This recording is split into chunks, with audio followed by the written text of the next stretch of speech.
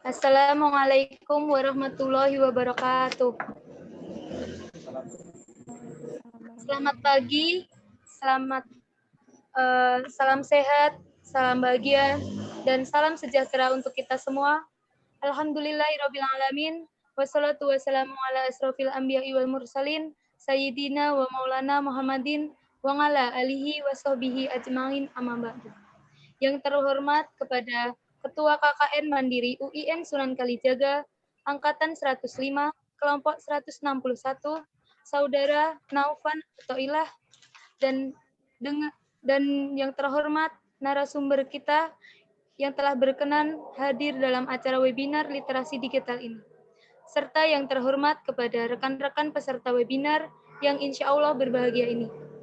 Yang pertama-tama, marilah kita panjatkan puja dan puji syukur atas kehadirat Allah Subhanahu wa taala yang selalu senantiasa melimpahkan rahmat, taufik serta hidayahnya sehingga pada kesempatan yang bahagia ini kita masih diberikan nikmat yang sehat, nikmat rezeki sehingga kita masih dipertemukan di tempat yang insya Allah berkah ini. Amin, amin ya robbal alamin. Amin. Tak lupa sholawat serta salam semoga tetap tercurahkan kepada junjungan Nabi kita, Nabi Agung, Nabiullah Muhammad SAW, beserta keluarga dan para sahabat-sahabatnya. Karena berkat beliaulah kita dapat menikmati kehidupan yang penuh dengan kemuliaan ini. Amin. Ya Robbal Alamin. Acara ini merupakan acara webinar yang diselenggarakan oleh KKN Mandiri UIN Sunan Kalijaga, Yogyakarta, Angkatan 105, Kelompok 161. Webinar ini mengusung tema literasi digital dalam penggunaan media sosial. Sebelumnya, perkenankan saya, Isnaini Hasanah, sebagai pembawa acara untuk membacakan susunan-susunan acara kali ini. Yang pertama, pembukaan. Yang kedua, sambutan-sambutan. Yang ketiga, pemaparan materi oleh narasumber sekaligus diskusi dan tanya jawab. Yang keempat, dokumentasi dan penutup. Untuk mempersingkat waktu, marilah kita buka acara pagi ini dengan membaca basmalah bersama-sama. Bismillahirrahmanirrahim. Pada sesi acara selanjutnya, yakni sambutan akan disampaikan oleh Saudara Muhammad Naufan Athoillah, selaku Ketua KKN Mandiri UIN Sunan Kalijaga. Waktu dan tempat kami persilakan.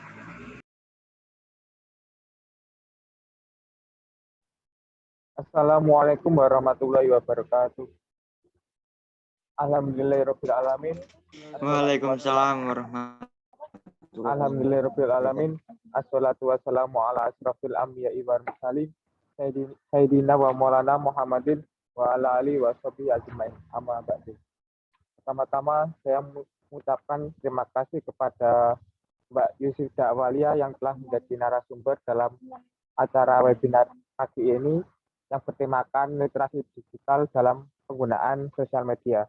Yang kedua, saya berterima kasih kepada pemuda-pemudi Karang Taruna Unit Banjaran yang telah menjadi peserta pada acara webinar ini. Kemudian saya juga berterima kasih kepada teman-teman KKN yang telah ikut membantu agar acara ini dapat terlaksana. Acara webinar ini merupakan salah satu program kerja dari kami yang diwajibkan dari kampus. Literasi digital ini merupakan etika-etika dalam bersosial media. Jadi dalam bersosial media kita perlu tahu batasan-batasan mana yang ditetapkan agar kita tidak terjerumus pada hal-hal yang mungkin tidak baik. Seperti itu. Kemudian semoga acara webinar ini, ilmu-ilmu yang disampaikan oleh narasumber dapat bermanfaat bagi kita semua. Sekian dari saya. Wassalamualaikum warahmatullahi wabarakatuh. Terima kasih kepada Saudara Naufan yang telah menyampaikan sambutannya. Selanjutnya memasuki acara inti, yaitu pemaparan materi oleh narasumber sekaligus diskusi dan tanya jawab yang dipandu secara langsung oleh Saudari Umi Nur Fadilah selaku moderator. Kepada Saudari Umi dipersilakan.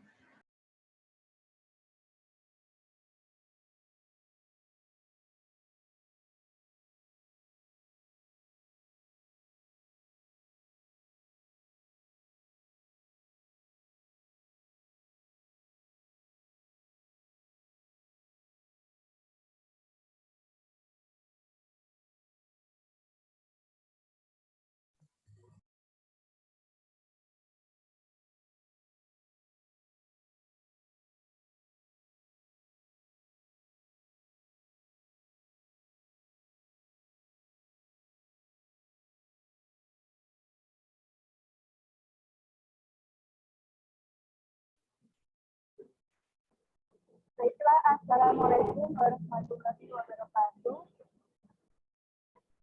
Selamat pagi teman-teman, selamat pagi saudari Sida.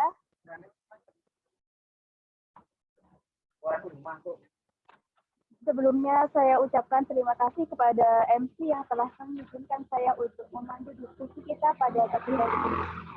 Perkenalkan, saya Uli Fadila selaku moderator pada pagi hari ini. Sebelum kita mulai pemaparan materi dari saudari Yusfida, izinkanlah saya untuk membacakan CV dari beliau. Nama Yusfida Awalia Rohmah, tempat tanggal lahir Sleman 5 Mei 1995, alamat Randu Songo RT 2 RW 6 Donokerto Turi Sleman Yogyakarta, nomor WA 085 878 995 189. Agama Islam, kewarganegaraan Indonesia, status belum menikah, dan email awaliayusfida@gmail.com. Kemudian pendidikan formal yang ditempuh oleh beliau, program studi Sosiologi Agama Fakultas Usuluddin dan Pemikiran Islam UIN Sunan Kalijaga Yogyakarta tahun 2013-2018. Kemudian mahasiswi pasca sarjana interdisciplinary Islamic Studies konsentrasi pekerja sosial UIN Sunan Kalijaga Yogyakarta tahun 2019 sampai sekarang. Pengalaman organisasi, bendahara 2 Rumah Gender FUPI tahun 2019 sampai sekarang. Anggota Asosiasi Sosiologi Agama Indonesia atau ASAGI tahun 2019 sampai sekarang. Anggota Pimpinan Cabang Nasyiatul Aisyah Kecamatan Turi tahun 2016 sampai tahun 2020. Anggota Forum Remaja Masjid Donokerto tahun 2018-2020. Anggota Karang Taruna Donokerto tahun 2015-2017. Anggota aktif Muda Mudi Randu Songo tahun 2008-2018. Anggota Remaja Masjid Randu Songo tahun 2017 sampai sekarang. Sekretaris TPA Al-Islam Randu Songo tahun 2016 sampai sekarang. Kemudian pengalaman kerja sebagai staf program studi Sosiologi Agama Fakultas Usuluddin dan Pemikiran Islam UIN Sunan Kalijaga Yogyakarta tahun 2018 sampai 2020.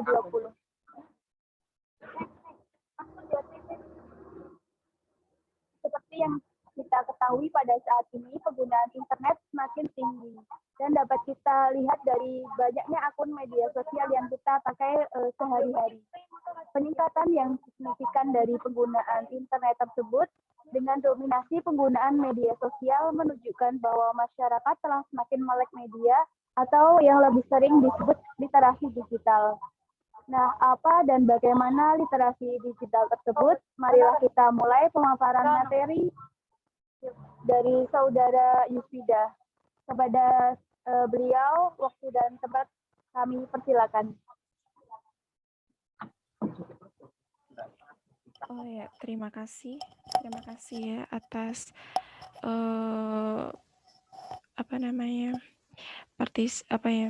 terima kasih sudah berkenan agar saya bisa berpartisipasi ya pada acara webinar kali ini. Dan terima kasih kepada tim kelompok KKN di Dusun Banjaran, tepatnya di Kabupaten Kulon Progo.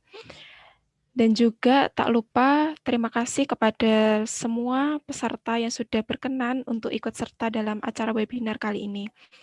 Oke, sambil menunggu share screen-nya udah siap belum ya? Oke. Ya, di sini adalah acara webinar tentang literasi digital dalam penggunaan media sosial. Ya, sudah siap belum, Mas? Sudah. Belum muncul. Ya.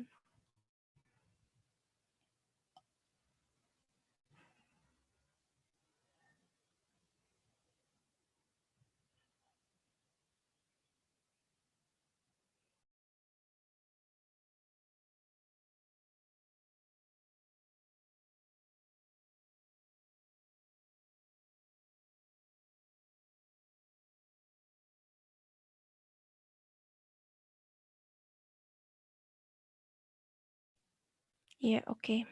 Terima kasih. Pada webinar kali ini adalah tentang literasi digital dalam penggunaan media sosial. Selanjutnya, Mas.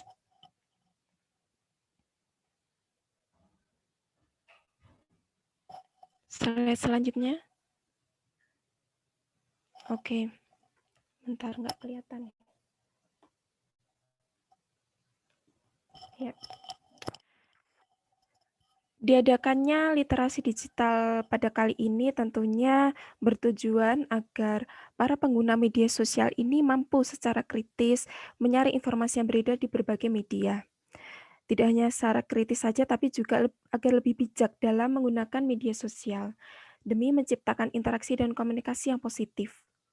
Oleh karena itu, maka pentingnya kontrol individu atau pengguna media sosial terhadap media yang mereka gunakan untuk mengirim maupun menerima pesan. Nah, seringkali dalam menggunakan media sosial ya, misalnya saja nih, pengguna media sosial di WhatsApp. Nah, kita juga tidak serta-merta langsung menerima suatu pesan atau informasi tersebut karena belum tentu juga informasi tersebut ini adalah informasi yang akurat. Dan seringkali ya, informasi yang di-share misalnya di WhatsApp, ini kan informasi yang tidak disertai dengan sumbernya. Minimal sumber dari media online. Nah, saya juga seringkali nih, mungkin teman-teman juga sering menjumpai informasi yang diterima di WhatsApp misalnya, informasi yang tidak disertai dengan sumbernya, tapi hanya berupa narasi saja. Narasi yang disertai dengan mungkin ditempel sosok figur nih, misalnya dari profesi dokter atau dosen misalnya. Nah, narasi-narasi tersebut yang di-share di WhatsApp ini kan hanya berupa narasi ya, tidak disertai dengan sumbernya. Nah, ini juga perlu kita kritisi nih, kalau informasi ini tidak disertai dengan sumbernya dari misalnya dari media online. Nah, perlu dipertanyakan karena bisa saja ini adalah suatu informasi yang dibuat-buat oleh oknum-oknum tertentu. Tentunya informasi yang ditulis atau di-share tersebut itu kan tidak bisa dijamin bahwa itu informasi yang benar-benar valid. Tapi bisa saja itu adalah informasi yang ditambah-tambahin atau direkayasa oleh oknum-oknum tertentu atas dasar kepentingan tertentu. Nah, dan selain itu juga, saat kita menggunakan media sosial ini juga pentingnya akan kesadaran akan dampak yang akan ditimbulkan. Dampak yang ditimbulkan ini juga tidak hanya dampak pada diri kita sendiri, tapi juga dampak ke pengguna media sosial lainnya. Seperti halnya saat kita mau share sesuatu berita atau informasi di media sosial, entah di WhatsApp atau di Instagram, yang itu sebenarnya adalah berita hoax. Nah, ini akan berdampak ya, misalnya aja di WhatsApp, kita membagikan informasi yang itu tidak akurat misalnya. Akurat itu dalam artian adalah suatu informasi yang tidak tidak disertai dengan bukti-bukti yang memadai ataupun suatu kebenaran yang bisa dipertanggungjawabkan. Nah, ini kan akan berdampak ya pada si pengguna lainnya yang menerima informasi tersebut. Bisa saja kita membagikan suatu informasi yang hoax, lalu penerimanya langsung membagikan tanpa berpikir panjang, tanpa mengkritisi terlebih dahulu, langsung share nih ke pengguna lainnya. Lalu dibagikan lagi ke pengguna lainnya lagi. Nah, ini juga dapat berdampak juga tidak hanya kepada diri kita sendiri, tapi juga ke pengguna lainnya. Nah, kenapa pada materi kali ini saya mengangkat media sosial karena media sosial ini ada sebagai salah satu media yang rentan disalahgunakan untuk penyebaran berita hoax. Slide selanjutnya.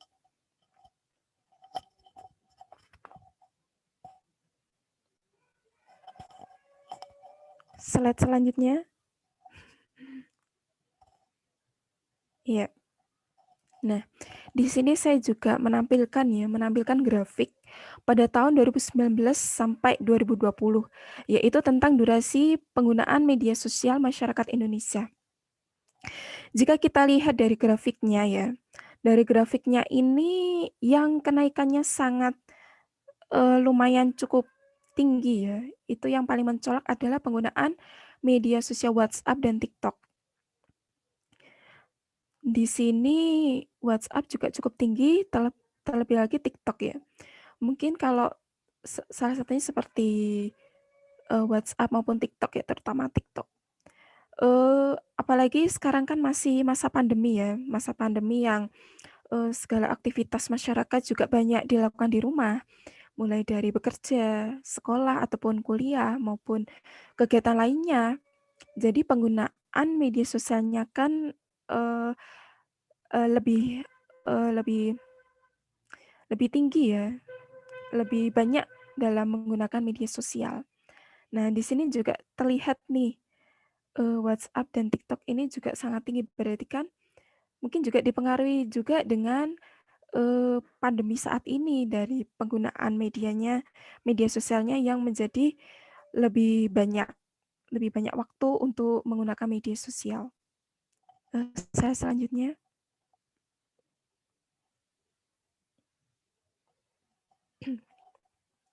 Ini juga saya menampilkan grafik ya tentang alasan pengguna. Di sini terlihat ya, tapi nggak terlalu mencolok banget sih ya. Alasan-alasan pengguna media sosial ini ada 4. Ini saya ambil grafik yang disusun oleh Kominfo pada tahun 2021. Di sini terlihat ada 4 alasan pengguna media sosial ini. Yang pertama, karena up to date atau mengisi waktu luang, terhubung dengan teman dan hiburan. Namun grafik yang tinggi di sini adalah karena ingin up to date. Pengen up to date jika kita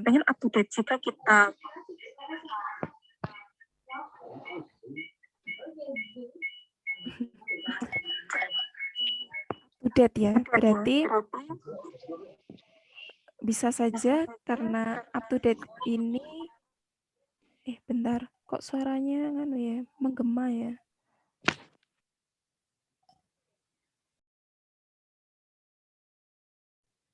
Oke. Alasan karena ingin up to date. Bisa saja karena up to date ini juga dikaitkan ya dengan dalam penggunaan media sosial. Misalnya WhatsApp lah. Karena alasan pengguna yang ingin up to date sehingga tidak membaca secara keseluruhan nih dari isi informasi tersebut, tapi hanya melihat sekilas dari judulnya atau mungkin sempat membaca dari isi narasinya hanya beberapa kalimat saja, kemudian di-share nih, padahal belum tentu juga informasi tersebut ini benar-benar valid atau akurat. Nah, ini juga perlu kehati-hatian juga sih kepada kita sebagai pengguna media sosial. Slide selanjutnya.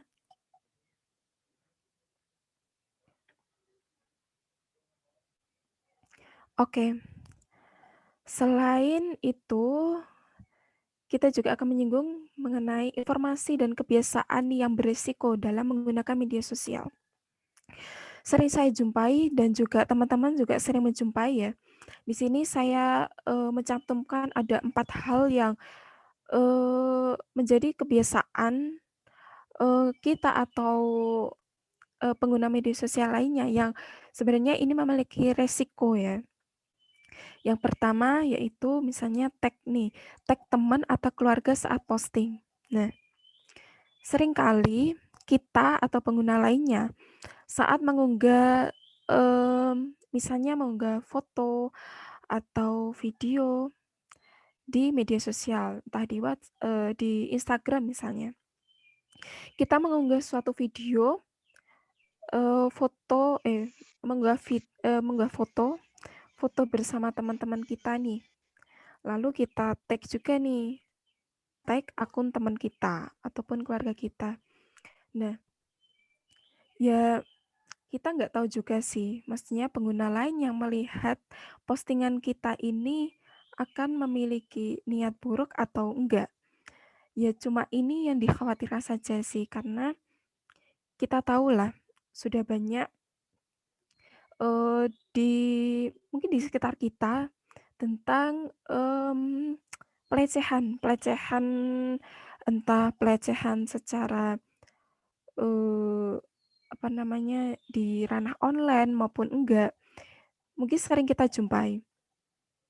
Misalnya saja ada oknum-oknum tertentu nih yang pada saat itu melihat postingan kita, apalagi postingan kita ini disertai dengan tag akun teman kita.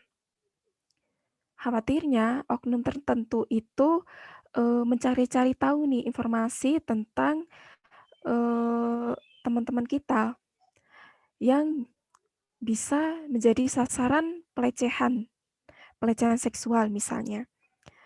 Dengan mencari informasi tentang teman kita, lalu kemudian apalagi disertai dengan info lokasi terkini pada saat posting.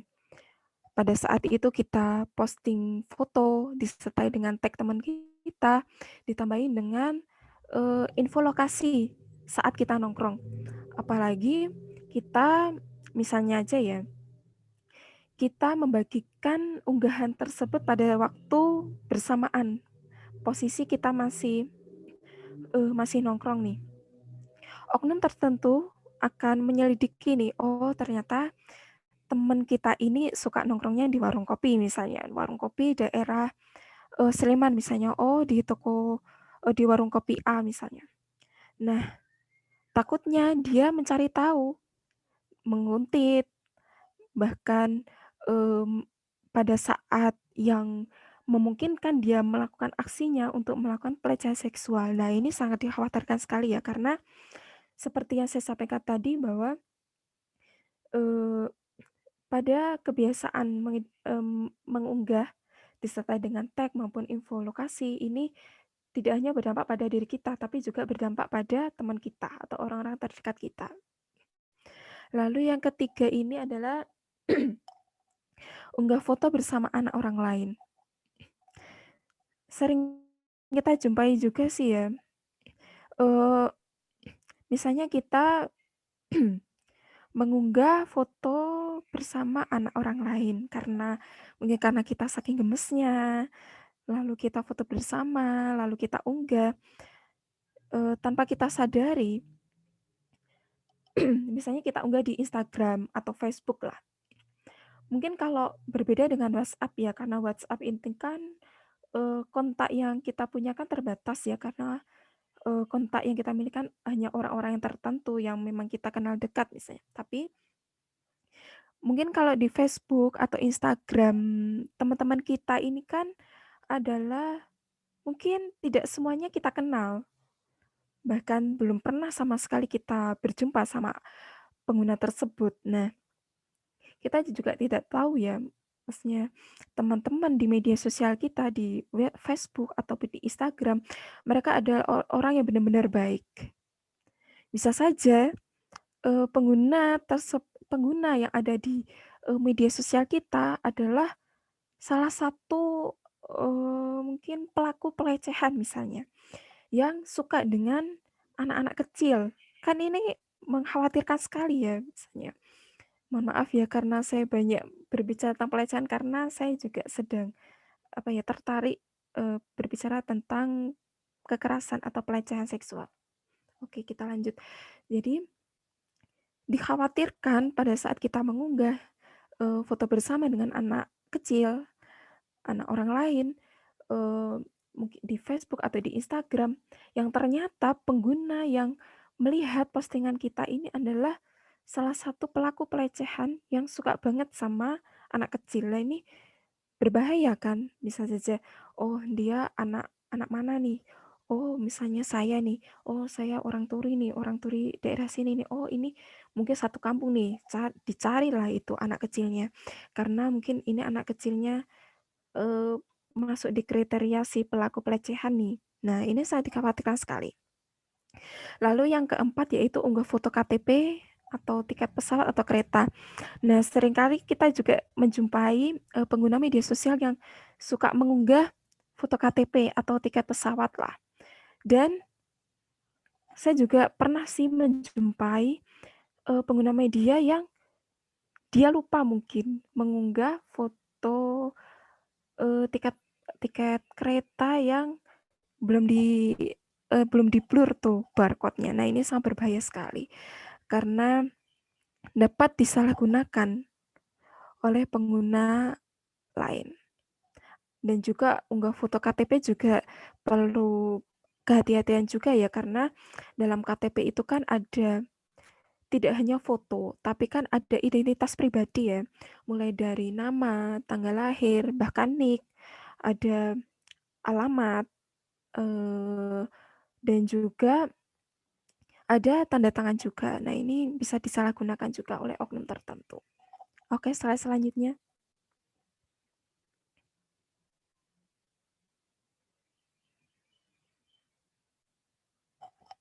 Ya. Kita berbicara mengenai berita hoax ya. Misalnya saja berita hoax yang tersebar di media sosial WhatsApp misalnya. Saya mencontohkan dari WhatsApp karena informasi di WhatsApp ini kan lumayan cepat ya. Tanpa kita mencari tahu informasi tersebut, kita sudah menerima informasi tersebut tanpa kita cari tahu. Tanpa kita cari tahu dulu melalui media online, tapi kita sudah diberikan informasi, misalnya di WhatsApp group, seperti hanya ini.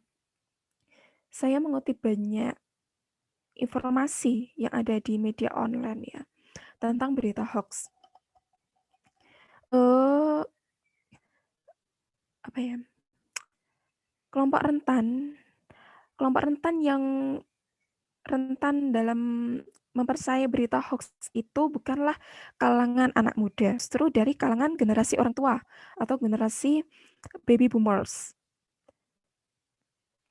Ya, seperti pada kutipan di slide ini ya, yang ada di media online yang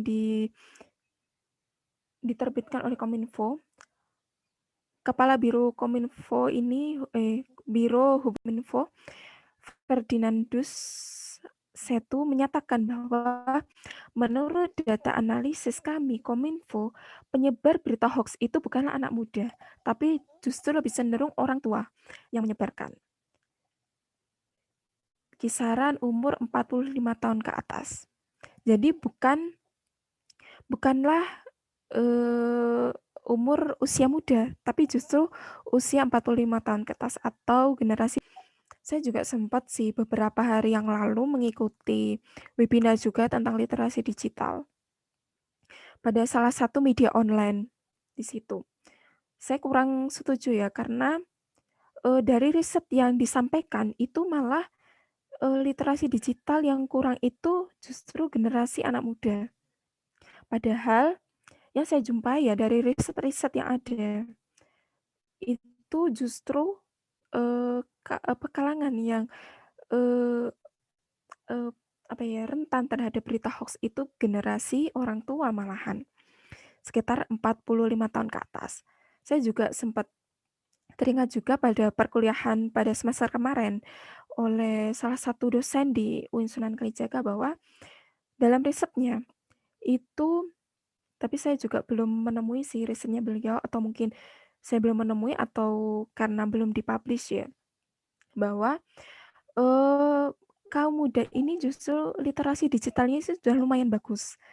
Tapi justru di kalangan orang tua ini sekitar umur 40 tahun ke atas, ini literasi digitalnya ini masih cukup kurang. Karena mungkin kalau anak muda kan dalam penggunaan media sosialnya kan sudah cukup lama ya. mungkin seperti saya. Saya kan generasi millennials ya, karena kelahiran kisaran 1950 sampai 2000 atau 2021. Karena saya sejak SMP sudah mulai menggunakan media sosial pada saat itu, meskipun baru media sosial Facebook. Sedangkan generasi orang tua pada waktu itu kan masih belum terlalu mengenal media sosial. Nah, beda kalau kita kan mungkin tidak mungkin ya, tapi memang penggunaan media sosialnya sudah cukup lama. Jadi pengalamannya dalam menggunakan media sosialnya juga sudah cukup lama. Jadi lebih belajar dari pengalaman kita dalam bermedia sosial dengan media sosial yang baik ataupun dalam menerima informasi entah yang hoax atau yang benar seperti itu. Saya selanjutnya.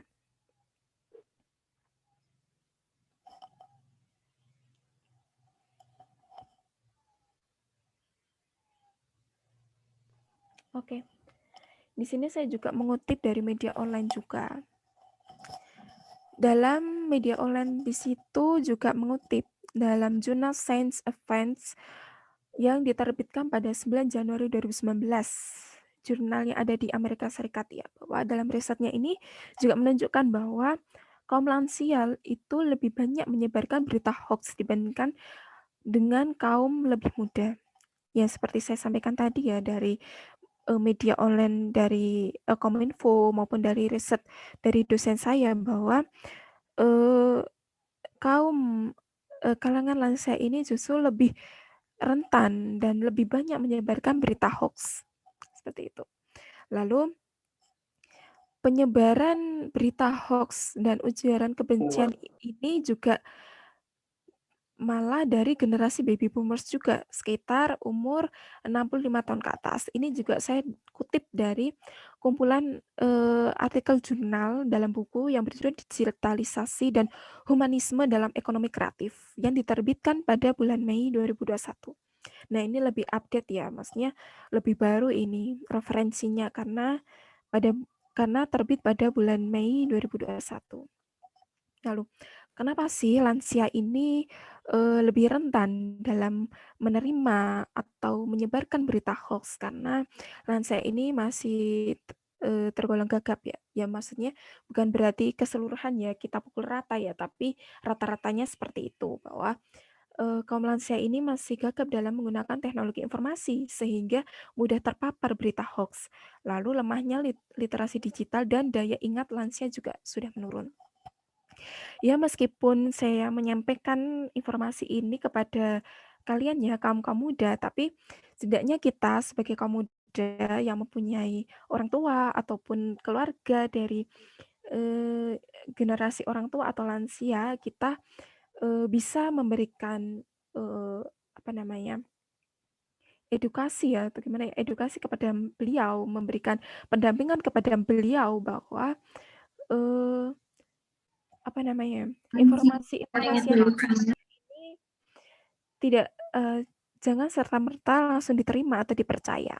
Tapi informasi tersebut juga bisa kok dibuktikan atau maksudnya dicari tahu nih apakah hoax atau enggak. Dan jawabannya ada di slide selanjutnya. Coba slide selanjutnya, Mas.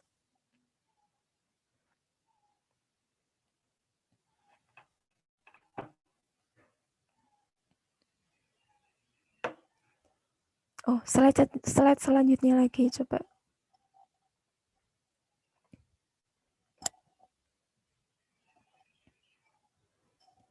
Oh, slide selanjutnya coba.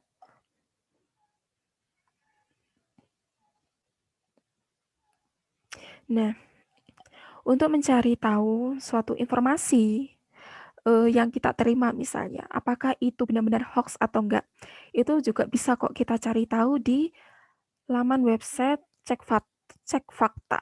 Di sini terlihat ya bahwa ada media partner juga di sini, media online. Terlihat jelas, misalnya ada detik.com, kompas.com, tempo.com, dan masih banyak lagi. Nah, ini kan satu media partner ya.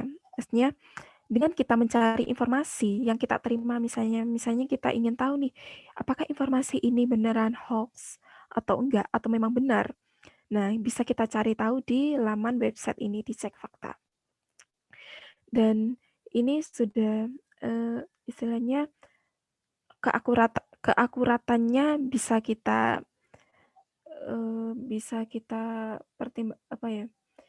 bahwa informasi ini apakah akurat atau enggak, karena terlihat di media partnernya ini sudah berkolaborasi dengan berbagai media online di sini. Nah, jadi kita juga bisa tahu nih, media online apa saja yang benar-benar bisa akurat nih atau kredibel nih.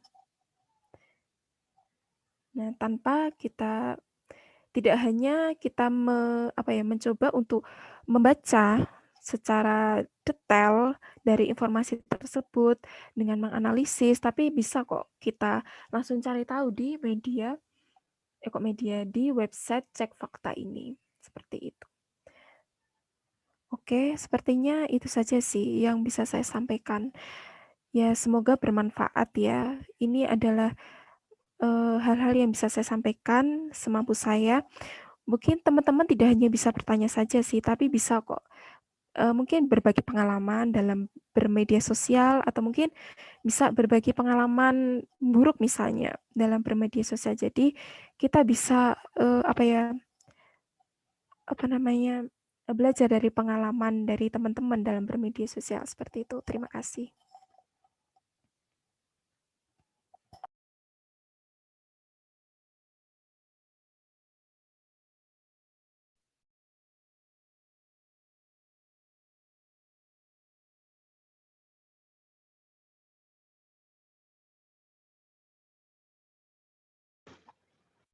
Baiklah, terima kasih kepada Saudari Yusfida yang telah memaparkan materi pada pagi hari ini. Semoga ilmu yang disampaikan dapat bermanfaat bagi kita semua. Memasuki acara selanjutnya yaitu sesi tanya jawab. Kepada teman-teman yang ingin bertanya, dipersilakan melalui kolom chat ataupun dapat raise hand.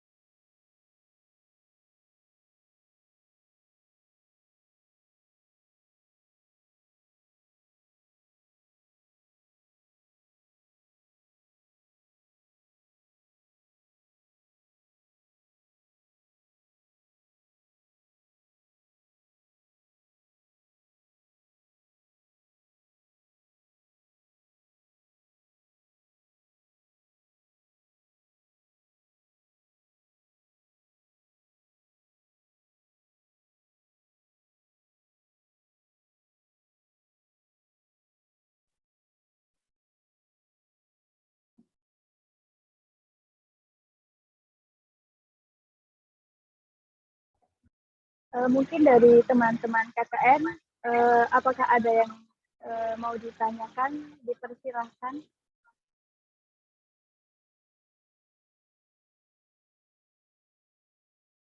Nggak apa-apa sih, santai aja. Mungkin bisa berbagi pengalaman juga boleh kok, nggak harus tanya.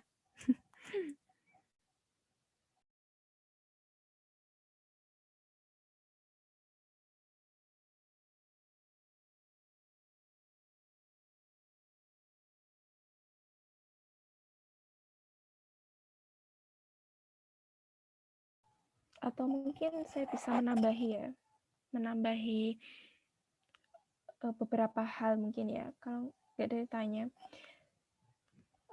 Saya juga ingin memberikan beberapa hal dalam bermedia sosial ya. Misalnya saja kita juga perlu sigap juga ya. Misalnya saja pada saat kita mendapatkan pelecehan misalnya, melalui media sosial, entah mungkin lewat chat pribadi ataupun chat di grup ataupun di media sosial lainnya, atau mungkin dibikin story atau apa, kita sebisa mungkin capture screenshot gitu. Kenapa? Karena bisa saja itu ada sebagai bukti untuk kita. Misalnya kita benar-benar merasa dilecehkan misalnya, ataupun ujaran kebencian misalnya. Misalnya salah satunya kita mendapatkan pelecehan seksual melalui chat WhatsApp misalnya.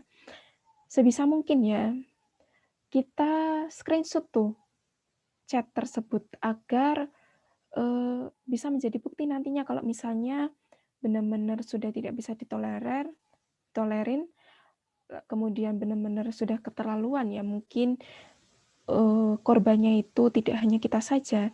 Nah, itu bisa menjadi bukti kuat buat kita bahwa kita mendapatkan pelecehan misalnya. Dan bukti tersebut itu kan tidak hanya untuk kita saja, bisa saja siapa tahu besoknya ini bisa menjadi bukti untuk orang lain misalnya.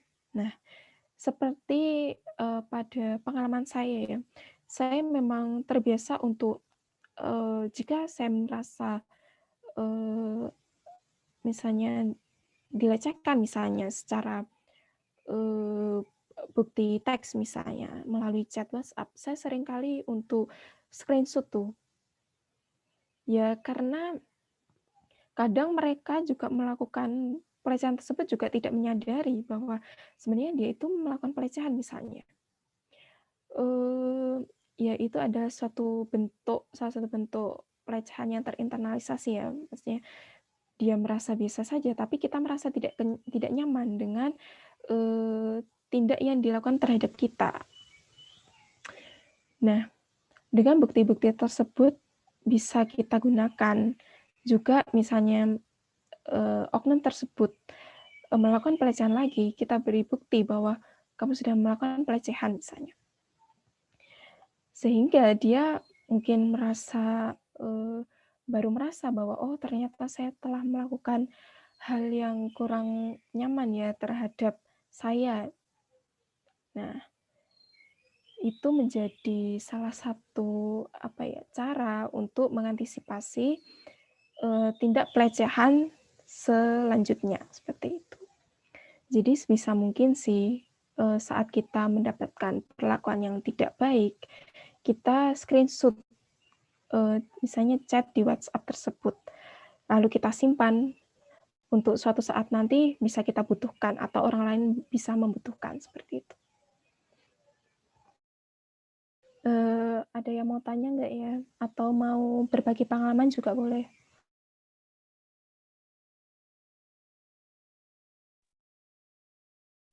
Baik, mungkin pengalaman dari saudari Fida ini dapat kita contoh ya teman-teman, karena dengan begitu mungkin suatu saat akan berguna bagi kita sendiri.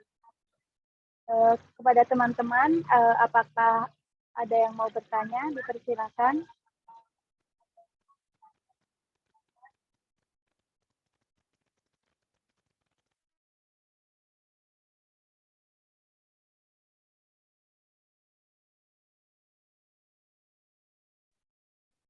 Dan kepada teman-teman semua, jangan lupa untuk mengisi absensi.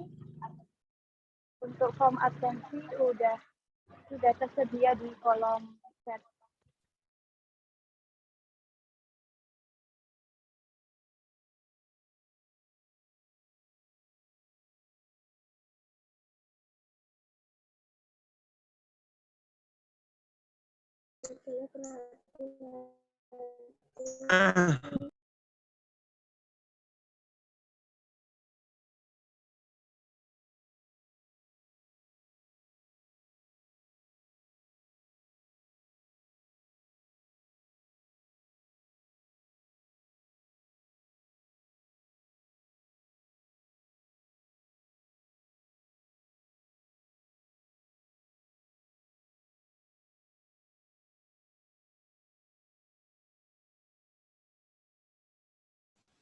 Ini Bagas Wastu tuh mau ngapain? Mau tanya, Bu? Saya mau bertanya, Mbak.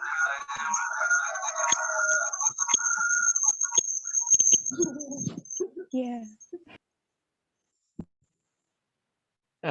Ya nanti sebelumnya minta maaf ketika salah perkataan. Kan ketika ngomongin literasi digital, bagaimana etika berdigital, itu kan nanti emang secara seperti hoak dan lain sebagainya itu kan bisa diatasi. Tapi bagaimana ketika nanti problemnya itu di person seorang individu, ketika dia memakai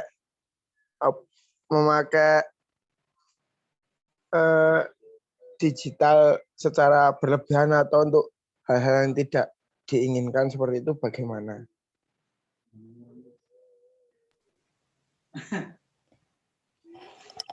Paham betul, Mbak? Iya. Oh ya. Oke. Seperti Oke. Terima kasih Mas Bagaswastu. Ya, kalau masalah informasi hoax memang bisa kita cari tahu ya, apakah informasi tersebut itu apakah hoax atau memang benar. Nah, kalau masalah kepersonnya ya itu memang tidak mudah ya untuk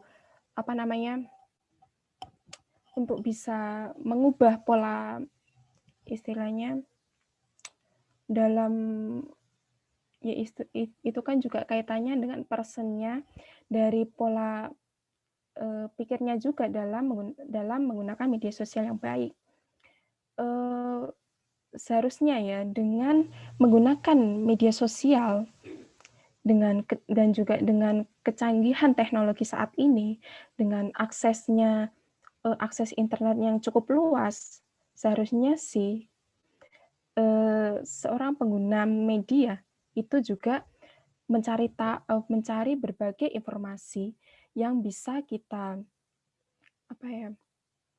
yang berita itu kan ada banyak banget ya, tergantung dengan penggunanya untuk apa sih media sosial yang ia gunakan, atau memang hanya sekedar untuk hiburan, atau memang sekedar untuk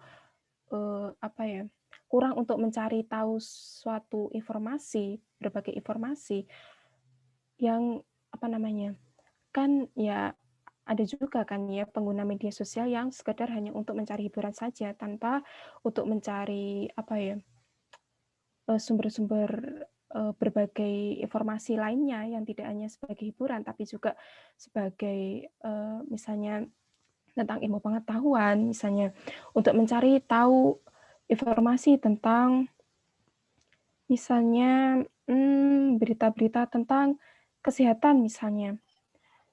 Misalnya mau cari tahu nih tentang misalnya tentang COVID aja lah, tentang pandemi COVID-19 ini, itu kan ada banyak sekali ya berita-berita terutama di media online. Kalau kita mau cari tahu ya, dalam kutip, kalau kita mau cari tahu, beda ya dengan orang yang tidak mau cari tahu, yang hanya menerima informasi misalnya di WhatsApp lah atau di mana lah, hanya sekedar untuk menerima tapi tidak untuk mencari klarifikasi di media-media lainnya, misalnya di media online yang akurat seperti misalnya di kompas.com misalnya, yang sudah jelas itu adalah media online yang akurat lah. Nah, memang tidak mudah juga untuk mengubah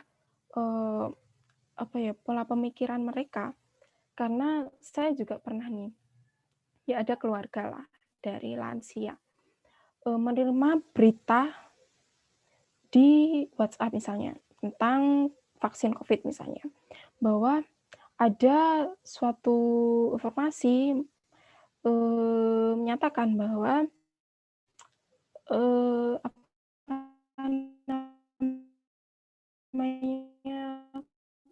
kalau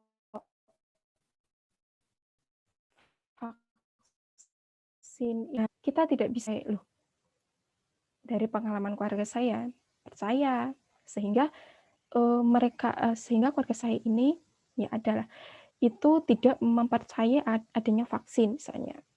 Bahwa nanti pada saat vaksin ini akan dimasukkan chip. Terus saya cuma jawab aja dengan santainya. Ya kali kalau orang kayak kita mah kalau mau dikasih chip siapa yang mau nguntit saya gitu. Karena apa ya kita tidak bisa serta-merta untuk menerima suatu informasi, tapi kan terutama bagi kaum lansia ya, karena mereka yang dalam penggunaan media sosialnya juga terbilang masih belum lama, lalu dalam menerima informasi segala sesuatunya itu kan juga mereka juga berpikir sebenarnya bahwa informasi yang kaitannya dengan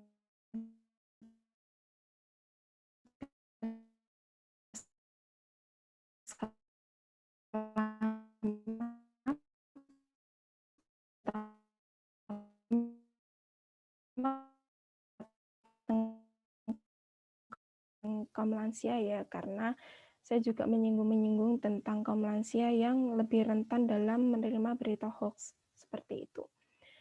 Jadi saya juga sering kali itu memberikan pendampingan kepada mereka bahwa berita ini hoax nih misalnya, karena ini sudah banyak dibahas di media online bahwa misalnya ada salah satu dokter yang memang sempat menyatakan bahwa kalau COVID-19 ini itu nggak ada misalnya.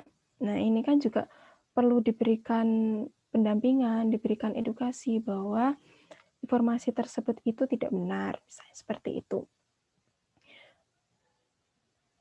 Jadi memang seharusnya ya sebagai pengguna media kita tidak hanya serta-merta menerima informasi saja, tapi juga mencari tahu informasi-informasi di media online itu sih seharusnya ya, karena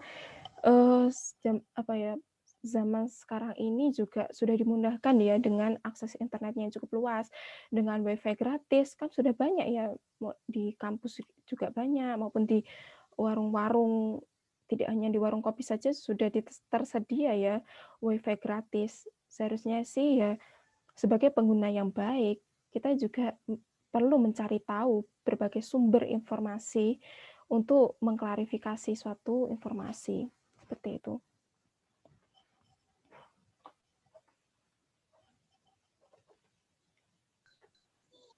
Boleh bertanya lagi? Boleh.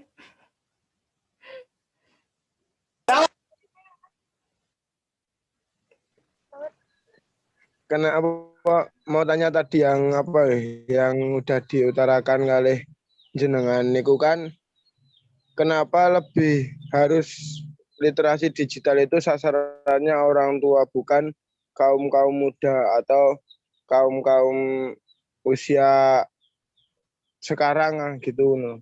Tapi kenapa kok harus usia tua seperti itu? Minta alasannya aja. Soalnya kan nanti terkait dengan kedepannya itu kan, kalau melihat sekarang di era sekarang itu kan kaum muda itu lebih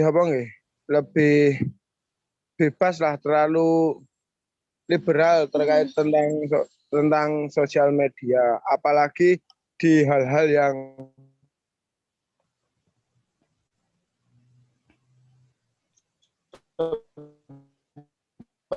putus tuh.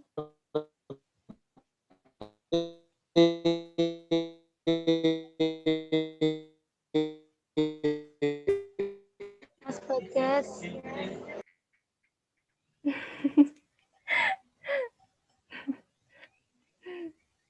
Ya udah langsung saya jawab aja ya. Ya, saya paham maksudnya.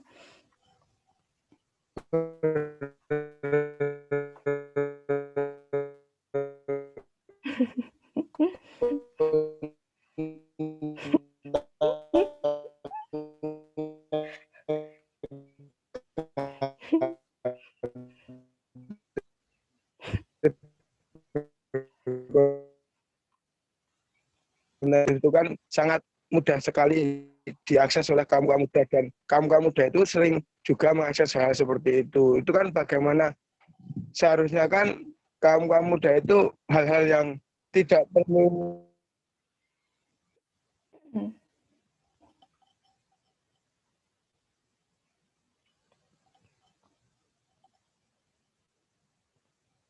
Kayaknya sinyalnya buruk ya di situ.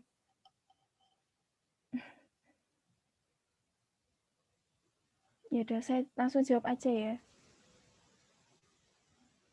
Oh ya, ya. Sebenarnya juga tentang literasi digital ya. Kalau sering kita jumpai juga sih, memang dari kalangan anak muda ya atau generasi millennials itu juga memang sering kita jumpai mereka dalam literasi digitalnya juga kurang. Ya cuma saya tadi menyampaikan bahwa dalam perbandingan ya tingkat literasi digital dari antara anak muda atau generasi anak muda dengan generasi orang tua itu literasinya memang lebih bagus dari generasi muda seperti itu. Nah, untuk persoalan literasi digital dari kaum muda yang masih kurang seperti itu, memang ya sebenarnya agak terheran juga sih karena misalnya saja dalam mengunggah suatu unggahan video misalnya, dulu pernah viral ya YouTuber yang enggak itu sih, tapi seperti ini. Yang sempat viral pada baru-baru kemarin, misalnya tindak apa ya? Tindak pelecehan secara online misalnya yang dilakukan oleh seorang selebgram pada waktu itu, yang mereka ini dalam melakukan live Instagram ya, mereka ini belum terkonsep nih mau mengunggah dalam aktivitas live IG-nya itu mau apa aja gitu yang mau dilakukan bersama followersnya misalnya.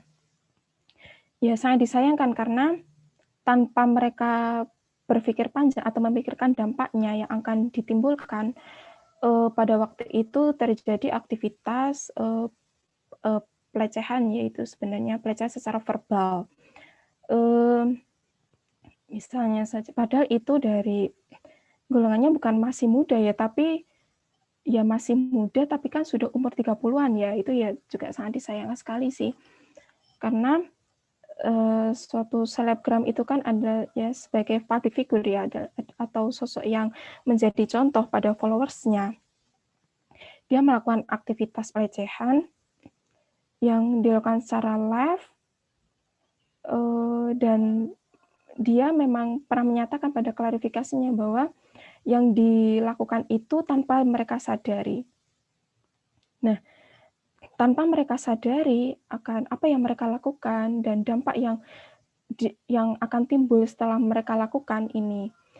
Seperti yang saya singgung awal bahwa dalam menggunakan media sosial kita juga perlu memikirkan dampak-dampak yang akan timbul, entah pada saat kita mengunggah suatu postingan itu juga kita perlu memikirkan dampaknya seperti itu.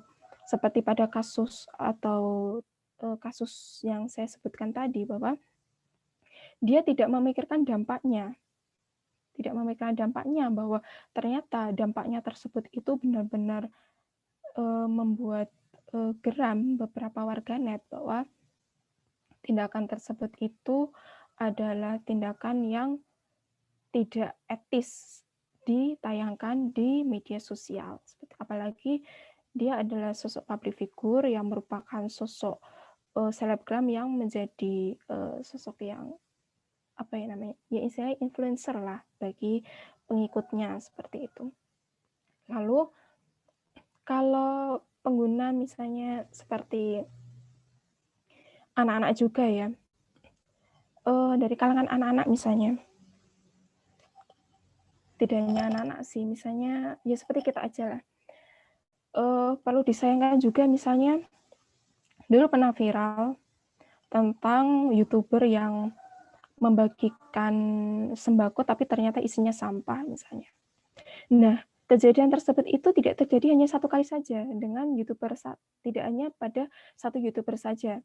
Awalnya itu kan saya lupa namanya, itu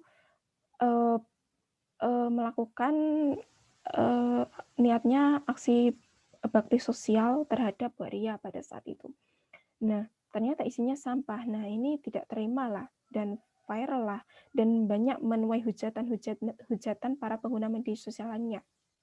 Nah, dan disayangkan sekali aksi tersebut itu juga ditiru oleh YouTuber lain. Padahal sudah seharusnya ya, kalau kita sudah mengetahui atas kejadian tersebut, kita belajar bahwa jangan sampai kita melakukan hal serupa karena akan dampaknya itu tahulah kalau oh dampaknya akan seperti ini. Nah, itu malah ada YouTuber lain yang meniru aksi tersebut. Saya nggak tahu itu apakah memang mereka itu sebenarnya memang tidak tahu kalau sebelumnya ada aksi bagi sembako yang isi sampah, atau memang mereka ini sebenarnya sudah tahu kalau ada YouTuber yang melakukan hal tersebut, tapi mereka tidak sampai berpikir dampaknya itu akan sama seburuk itu akan beneran seviral itu. Saya juga kurang tahu itu, tapi ya sangat disayangkan ya, seharusnya kan dengan berbagai kejadian-kejadian yang yang ada di media sosial itu sebagai pelajaran juga bagi kita bahwa dampak-dampaknya itu seperti apa, dan jika kita melakukan hal serupa itu juga akan berdampak hal yang sama seperti itu. Mungkin seperti itu ya.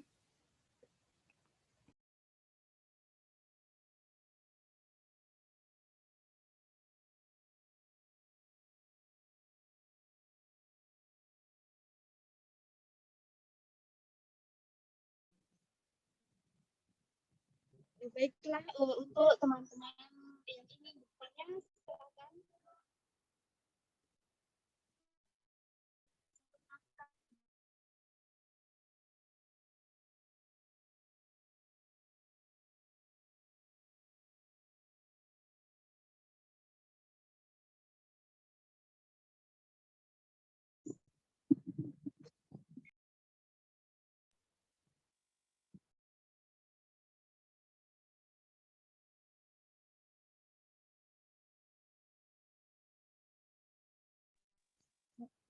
Apakah masih ada yang ingin bertanya, teman-teman? Masih, Mbak. Baiklah, untuk Mbak Leni dipersilakan.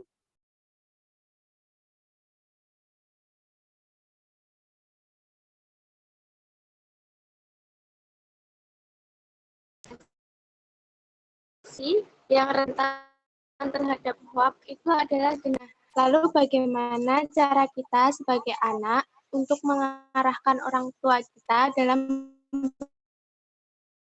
bermedia sosial yang baik, mengingat bahwa orang tua itu memiliki sifat yang selalu dominan. Terima kasih. Ya, terima kasih. Langsung saya jawab ya. Ya, memang seringkali orang tua itu memposisikan diri sebagai sosok yang lebih dominan, lebih merasa kalau kita orang tua itu selalu benar, seringkali seperti itu ya, dan anak itu kurang mengetahui dari segi pengalaman, misalnya dari pengalaman istilahnya dari umurnya aja udah beda ya, tentu pengalamannya spekulasinya kan orang tua itu pengalamannya lebih banyak, dari segi umur pun juga terlihat ya, tapi kan kita ya sebagai anaknya ini dalam menggunakan sosial pun juga lebih berpengalaman ya sebenarnya, seperti saya ya. Saya sudah menggunakan media sosial sudah sejak SMP, tapi pada saat itu generasi orang tua itu belum banyak yang belum menggunakan media sosial. Nah, kalau kita dalam menggunakan media sosial kan lebih, istilahnya hitungannya tuh lebih lama ya. Jadi kita dalam pengalaman media sosialnya juga lebih lama, lebih banyak. Kemudian gimana sih caranya untuk memberikan saya kayak pendampingan atau arahan kepada orang tua yang seringkali orang tua itu merasa lebih dominan. Seperti saya ya, saya juga seringkali memberikan arahan kepada ibu saya misalnya. Ibu saya ini juga lumayan aktif dalam bermedia sosial, tapi bukan berarti suka posting sih, enggak sih, tapi kan menerima informasi misalnya lewat WhatsApp group atau suka lihat-lihat konten di YouTube misalnya. Misalnya ibu saya lihat konten tentang apa ya itu, misalnya ada artis A yang meninggal dunia misalnya. Terus tanya ke saya nih, ini benar Po gitu. Terus saya bilang, masa sih? Terus saya cari tahu tuh di media online ternyata nggak ada. Nah, terus saya bilang, ini aja Bu, suatu informasi yang Ibu terima, misalnya di WhatsApp, itu bukan berarti apa ya, informasi tersebut itu benar-benar valid, saya bilang gitu. Terus ya udah, lebih gampangnya aja, kalau misalnya suatu informasi itu jangan langsung dipercaya, tapi paling nggak kalau Ibu lebih gampangnya, kalau informasi tersebut sudah tayang di televisi, misalnya di berita, di televisi sudah tayang, oh berarti memang informasi tersebut atau berita tersebut memang benar adanya, misalnya. Karena kalau tayang di berita ya, berita di televisi atau di media online itu kan lebih akurat ya, karena tentu jurnalistik yang informasi kan mempunyai kode etiknya sendiri ya, tentunya informasi tersebut itu lebih valid daripada informasi yang disebarkan di WhatsApp, karena seringkali WhatsApp yang disebarkan itu kan tidak sesuai dengan sumbernya. Nah, saya juga bilang kalau bukan berarti saya menggurui, saya gitu, bukan berarti saya menggurui, tapi apa ya, istilahnya saya cuma mengasih tahu Bu kalau informasi ini itu tidak benar karena sudah tak klarifikasi di media online itu tidak ada yang menyebutkan informasi tersebut itu sama sekali nggak ada, dan di televisi juga tidak menayangkan. Oh berarti ini beritanya hoax Bu, saya seperti itu ya. Memang perlu kesabaran juga sih, dan kita juga perlu kehati-hatian juga sih dalam menyampaikan, karena takutnya kita memberitahu kepada orang tua itu menggurui ya, apalagi dalam kondisi yang sensitif itu juga kita juga cari waktu juga sih, cari waktu yang memungkinkan untuk berkomunikasi dengan orang tua, karena saat orang tua dalam kondisi yang kurang dalam keadaan sensitif atau emosional juga tentu akan responnya juga akan kurang bagus juga terhadap kita, karena terkesannya kita sudah menggurui atau sok tahu gitu. Seperti itu sih. Memang dalam memberikan arahan kepada orang tua memang nggak mudah juga ya, perlu proses juga sih. Saya juga melakukan hal tersebut juga berkali-kali sih, karena apa ya, orang tua juga kadang suka lupa juga gitu. Kalau kemarin sudah dikasih tahu, kadang lupa, ya maklum karena orang tua terutama lansia itu kan dalam apa namanya, ingatannya kan sudah agak menurun ya, tidak seperti kita seperti itu.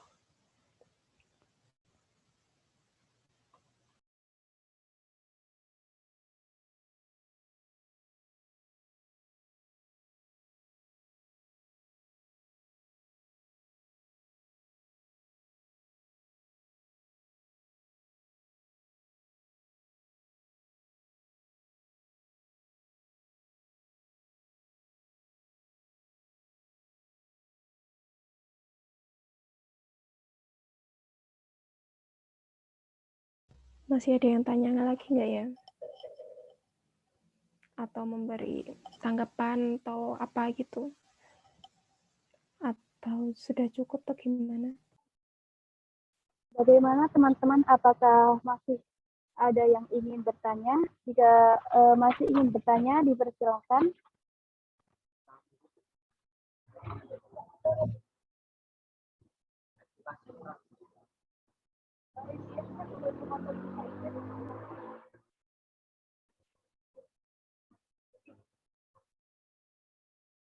Mungkin dari teman-teman sudah tidak ada yang ingin bertanya, nggak Mbak? Untuk sesi tanya jawab, mungkin bisa kita tutup.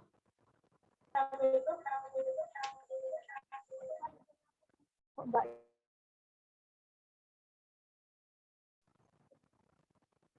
Baiklah, teman-teman yang berbahagia, akhirnya kita sampai di penghujung acara sesi tanya jawab kali ini. Terima kasih kepada Saudari Yusfida yang telah memaparkan materi yang sangat berguna bagi kita. Terima kasih. Saya pamit undur diri. Kemudian acara saya kembalikan kepada MC. Wassalamualaikum warahmatullahi wabarakatuh. Alhamdulillahirrahmanirrahim. Kita telah sampai di penghujung acara. Terima kasih banyak kepada narasumber, moderator, serta para peserta yang telah menyimak acara dari awal sampai akhir.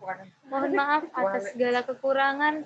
Semoga banyak ilmu yang didapat untuk dikasih. Sebelum acara kami tutup, para peserta webinar dimohon untuk menyalakan kamera untuk sesi dokumentasi. Kepada yang bertugas kami persilakan.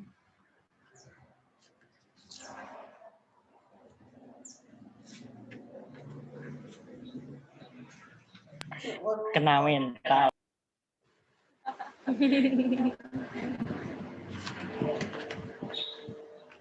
Yo, mulai sekarang ya, kita hitung 1 sampai 3. 1, 2, 3.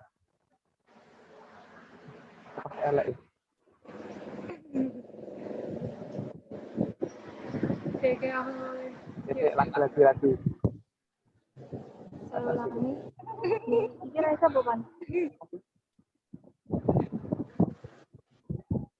1, 2, 3.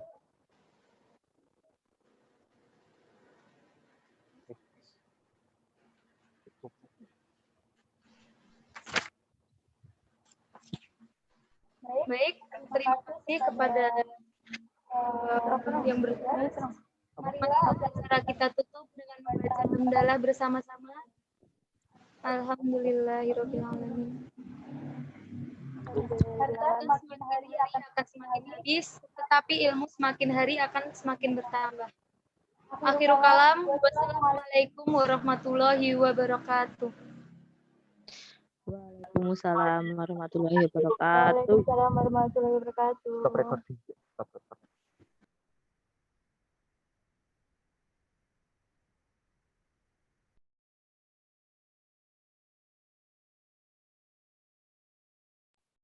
Keluar mau Mbak? Pindahnya apa yang pindahnya? Bar.